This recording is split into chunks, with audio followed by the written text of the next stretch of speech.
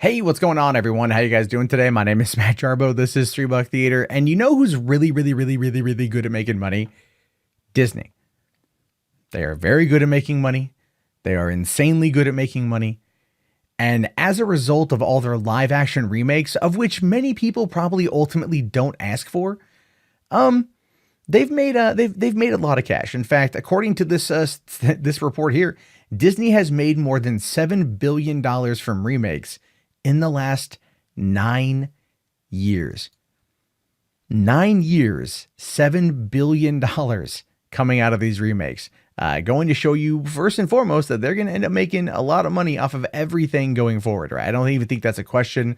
That Mulan and The Little Mermaid and what else are they doing? They're doing Cruella or 101 Dalmatians or whatever is getting remade. They just announced a new casting announcement for that. I'm pretty sure Peter Pan is going to be on that list. I'm pretty sure Snow White's going to get remade. All of these things are going to continuously get remade because they continuously make money. They continuously make a lot of cash, and a lot of people, myself included, are really questioning why, because they all haven't been that good. So why is it that people are rushing out to go and see them? I mean, is it just pure nostalgia? Perhaps, right? But anyway, the CNBC report here says Disney remakes have collectively ranked more than 7 billion since 2010. The era of endless Disney remakes that we're currently trapped in began with Alice in Wonderland in 2010 and continues through this year's Aladdin and The Lion King. Although there were two live-action remakes based on 101 Dalmatians in 1996 and 2000, the current era of nostalgia-fueled remakes began with Alice in Wonderland in 2010, which was quickly followed by 10 more movies since then: Maleficent, Cinderella, Jungle Book, Beauty and the Beast, Alice Through the Looking Glass, Dumbo, Aladdin, and most recently, The Lion King. And then taking a look here at just the breakdown, we can see that Beauty and the Beast has 1.263 billion, Alice in Wonderland 1 billion, Aladdin 1 billion, The Jungle Book almost a billion, The Lion King in just over a week $962 million so far. It's going to hit the 1.5 billion, I think. Maleficent had over 750 million, Cinderella 543, Oz. Why would you count? Okay, like, why would you count Oz in that? That makes no sense. Oz is not a live action remake. It's a live action prequel. Maleficent isn't a live action remake. It's a live action prequel. Maleficent 2 is a live action sequel to Alice, or to Sleeping Beauty. They haven't done Sleeping Beauty yet. So, I mean, this isn't maybe 100% accurate, but you can look to see as far as these movies go, they've made money. Dumbo was the last one with 352.9 million. That came out of March this year. That's exceptionally low given the top remakes we've seen. But Disney does this because they make money and they're easy to make. They're easy to produce. They are easy to market, and they are easy to profit off of. It's pretty sad, actually, that we are living in an age right now that over the span of the past 9 years, almost 9.5 years, that Disney has produced 10 remakes or adjacent films, live action adjacent films that have done more than $7 billion. The critics tore apart Lion King. They tore it apart. Have you seen some of they released Can You Feel the Love Tonight as a standalone clip? And for one, Beyonce sounds like she is just trying to hit all the notes. Like she's trying to oversing and overpower Donald Glover because it's, Beyonce. And then you've also got the fact that they were out in the daytime singing "Can You Feel the Love Tonight," and that was a big thing. I mean, it's getting a lot of money, but a lot of people out there have rightfully criticized it, and a lot of these movies have been rightfully criticized.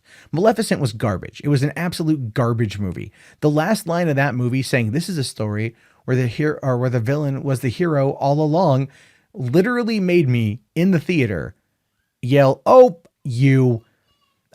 I did. I worked at a theater, so I saw it for free, thank God, but I still swore loudly when that whole line was when I first heard it uttered. It was so terrible. Cinderella, I will admit though, I did love. I'm a big Downton Abbey fan. So, there's that. Plus, Richard Madden from Game of Thrones and Kenneth Branagh directed it. It was pretty decent. And the other ones, Beauty and the Beast was okay. Emma Watson can't sing. I don't know why they cast her. But the movie itself was a lot of fun, I guess. It felt like a decent remake.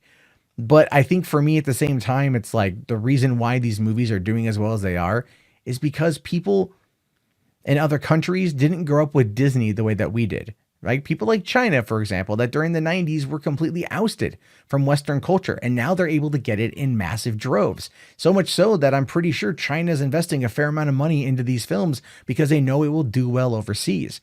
Hollywood is going to be completely overrun by China in the next couple of years, and Disney is not going to shy away from that. There's a reason why they're able to make all this money. They know how to play to the right audiences. Kids here and people who love Disney here in the Western world, at least in the United States, are of course going to sit down and watch these movies because they want to see the next live action Disney remake. Never mind the fact that Disney's not really putting out a lot of original content. Even though we're at an age now where a lot of people are like, I'm tired of superhero movies. I'm tired of sequels. I'm tired of tentpoles. I'm tired of all of these things. And yet they keep making these damn remakes because they know that's what makes money, and they're easy. It's an easy cash. They are easily bilking people. So anyway, I mean, I'm not surprised they've made 7 billion. I'm not surprised at all. I'm just still not super impressed with the output of quality.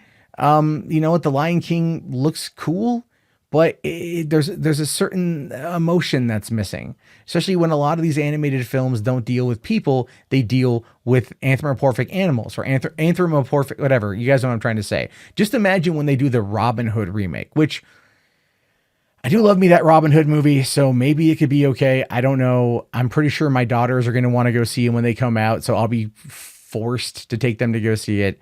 And then I also am really wondering when they're going to do the live action Frozen, because you know Disney ain't above that shit. Anyway, your thoughts, your opinions, let me know down in the comments below. I'm curious to know your thoughts. If you guys made it this far, do me a solid and toss a thumbs up. Let's get to 200. I think we can do it. I believe in you. Thank you again for watching, guys. Have yourself a great day, and peace out.